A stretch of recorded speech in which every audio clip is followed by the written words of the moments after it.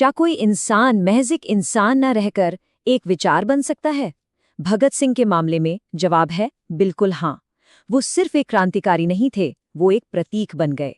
एक ऐसा विचार जिसकी गूंज आज भी पूरे भारत में सुनाई देती है। चलिए आज इसी प्रतीक की परतों को खोलते हैं और उस शख्स को समझते हैं जिसने इसे गढ़ा।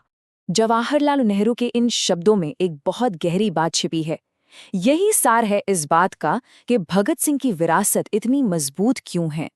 देखिए, उनके जो काम थे वो तो इतिहास का हिस्सा हैं, लेकिन वो जिस प्रतीक में बदल गए वो वक्त से कहीं आगे की चीज है। और आज हम इसी ताकत को समझने की कोशिश करेंगे। तो हम सफर की शुरुआत करेंगे ये समझने से कि वो एक राष्ट्रीय प्रतीक कैसे बने। फिर हम उन घटनाओं को देखेंगे जिन्होंने उन्हें क्रांति के रास्ते पर धकेला।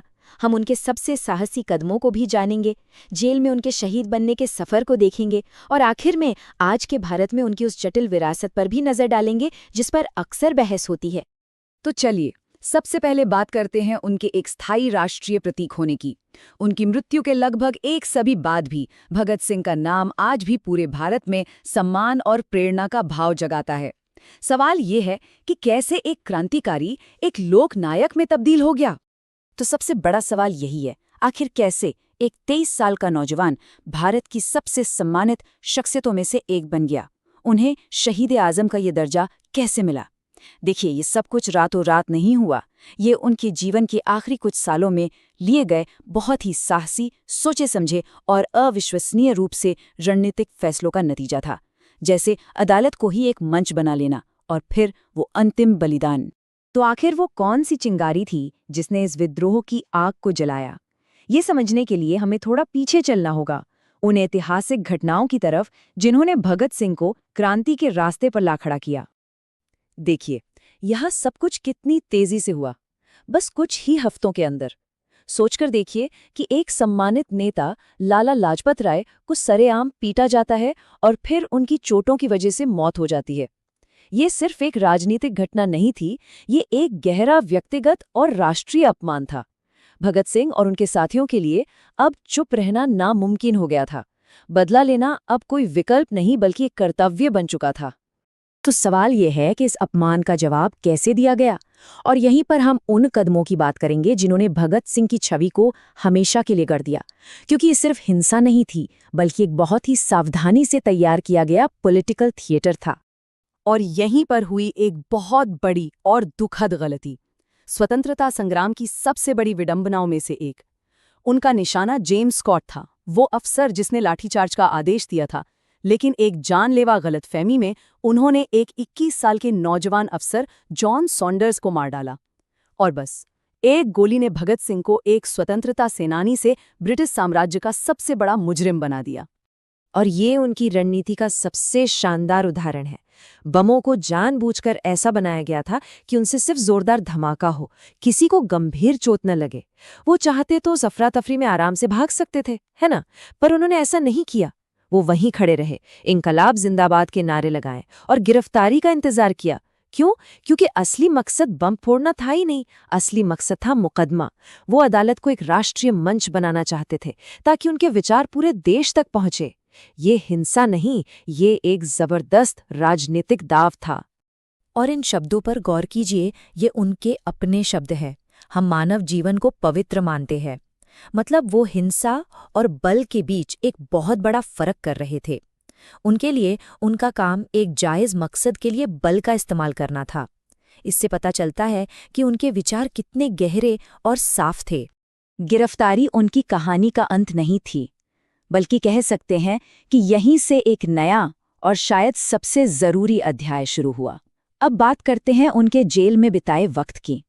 वो समय जब एक क्रांतिकारी एक राष्ट्रीय प्रतीक बन रहा था। 116। जरा इस नंबर के बारे में सोचिए, पूरे 116 दिन। ये नंबर दिखाता है भगत सिंह की जबरदस्त इच्छा शक्ति को। इतने ही दिनों तक उन्होंने और उनके साथियों ने भारतीय राजनीतिक कैदियों के लिए बेहतर सुविधाओं और अधिकारों की मांग करते हुए भूख हड़ताल की थी। इस भूख हड़ताल ने सच में पूरे देश का ध्यान अपनी ओर खींच लिया था। सोचिए, जेल के अंदर से विरोध का ये तरीका, इसने भगत सिंह और उनके साथियों को घर घर में हीरो बना दिया। और जब 63 दिनों के बाद जतिन दास ने अपने प्राण त्याग दिए तो पूरे देश में दुख और गुस्से की एक लहर दौड़ गई। अब वो सिर्फ क्रांतिकारी नहीं थे, वो सम्मान और इंसानियत के लिए शहीद बन चुके थे। 23, सिर्फ 23 साल, इतनी ही उम्र थी भगत सिंह की जब 23 मार्च 1931 को उन्हें राजगुरु और सुखदेव के साथ फांसी पर चढ़ा दिया गया। उनकी एक कम उम्र और उनकी निडरता, इन दोनों ने मिलकर उनकी शहादत को हमेशा हमेशा के लिए भारत के दिलो दिमाग में जिंदा कर दिया। लेकिन कहानी यहाँ खत्म नहीं होती, बल्कि असल में यहीं से उस प्रतीक का जीवन शुरू होता है। चलिए अब उनकी उस जटिल सांस्कृतिक विरासत को समझते हैं, जो आज भी हमारे बीच मौजूद है और अक्सर बड़े ही विरोधाभासी तरीकों से। जरा इस लिस्ट को देखिए, ये अपने आप में बहुत कुछ कहती है। 1950 के दशक से लेकर आज तक हर पीढ़ी ने भगत सिंह की कहानी को अपने तरीके से कहने की जरूरत महसूस की है। रंग दे बसंती जैसी फिल्में दिखाती हैं कि उनकी कहानी आज भी उतनी ही जरूरी है। आखिर उनकी कहानी में ऐसा क्या है जो हर पीढ़ी से जुड़ जाता है? और यहीं पर उनकी विरासत का सबसे बड़ा विरोधाभास सामने आता है। एक तरफ कम्युनिस्ट है जो उन्हें उनके समाजवादी विचारों और नास्तिकता के लिए अपना आदर्श मानते हैं। आखिरकार वो अपनी फांसी के दिन भी लेनिन पर किताब पढ़ रहे थे। वहीं दूसरी तरफ दक्षिणपंथी राष्ट्रवादी हैं जो उनकी जबरदस्त देशभक्ति और बलिदान के लिए उन्हें पूजते हैं। यही तो भगत सिंह के प्रतीक की ताकत है कि दो बिल्कुल अलग विचारधारा के लोग भी उन्हें अपना मानते हैं। और उनके प्रभाव का अंदाजा इन बातों से लगाया जा सकता है। सोचकर देखिए, एक वक्त था जब उनकी तस्वीर गांधी जी की तस्वीर जितनी ही मशहूर हो गई थी, और 2008 में आज़ादी के 60 साल से भी ज़्यादा समय बाद उन्हें एक राष्ट्रव्यापी सर्वे में महानतम भारतीय चुना गया। ये बात साफ करती है कि वो सिर्फ एक ऐतिहासिक शख्सियत नहीं, बल्कि एक सर्वोच्च राष्ट्रीय आदर्श हैं। तो आखिर में एक सवाल उठता है, जब एक इंसान इतना बड़ा प्रतीक बन जाए जिसे वामपंथी और दक्षिणपंथी दोनों अपनाना चाहें, तो उसकी कहानी का असली मालिक कौन होता है? क्या वो इतिहासकार होते हैं, या फिर राजनीतिक दल, या फिर वो प्रतीक पूरे देश की एक सामूहिक संपत्ति बन जाता है जिसे हर कोई अपने तरीके से समझता है और अपनाता